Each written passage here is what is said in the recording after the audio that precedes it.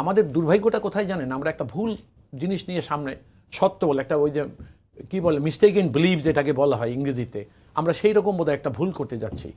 প্রস্তাবনাগুলো আজ পর্যন্ত আইনের মর্যাদা অর্জন করেনি। জাতীয় সংসদ নির্বাচন হয়েছে আমাদের দেশের সংবিধান অনুসারে। সেই সংবিধান অনুসারে কেবলমাত্র তাদের পরিচয় যখন সংসদ সদস্য হলো, তারা কিন্তু সবাই সংসদ সদস্য হিসাবেই। বাড়তি কাজটা যেটা আজকে যারা বিরোধী দলে তারা যেটা করলেন, সেটা কিন্তু নির্বাচনের সঙ্গে কোনো সম্পৃক্ততা নাই। আর সংবিধান অনুসারে নির্বাচিত সংসদ সদস্যরা শপথ করবে।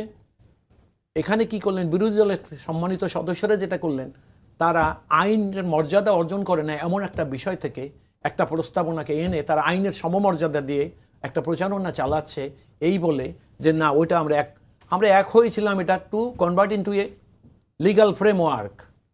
আমাদের এইটাই তো, কিন্তু আমরা কি ওইখানে কনফার্ম হয়ে আসছি যে আমরা এটাকে এখনই আইন হিসাবে মেনে নেব? তাহলে রেফারেন্ডামের কি দরকার ছিল? রেফারেন্ডামটা করা হয়েছে এই কারণে, আমি এই কথাটা সবসময় বলছি, আমি আজও এই কথাটা বলবো, যে আমাদের দেশে রাজনীতি এবং অরাজনীতির ব্যক্তিদের মধ্যে একটা দ্বন্দ্ব দীর্ঘদিন যাবত চলছে। এই যেমন ইউনূস সরকারের দিকে আপনি তাকান, ১/১১ যখন আসে ইউনূস সরকার কিন্তু রাষ্ট্র ক্ষমতার প্রতি তার একটা আগ্রহ তৈরি হয়েছিল। কোনো এক পথে তিনি আবার যে পথ থেকে এসেছেন সেই দিকে ফেরত গেছেন। এবারে তারা এদের একটা ধারণাই হলো রাজনীতি করা মানুষরা অপেক্ষাকৃত অকর্মাণ্য। সব রাজনীতি, সব ভালো সমাজনীতি, দেশের উন্নতি, এগুলো অরাজনৈতিক ব্যক্তিরা রাজনীতি ব্যক্তিদের চাইতে খুব ভালো বুঝে।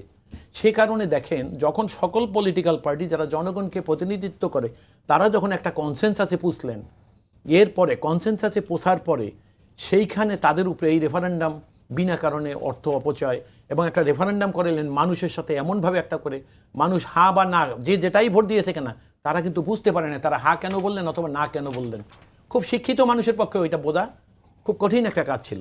তাইলে বিষয়টা কি দাঁড়াইলো, এই যে রেফারেন্ডামটার কোনো প্রয়োজন ছিল না, এটা কেন করাইলো?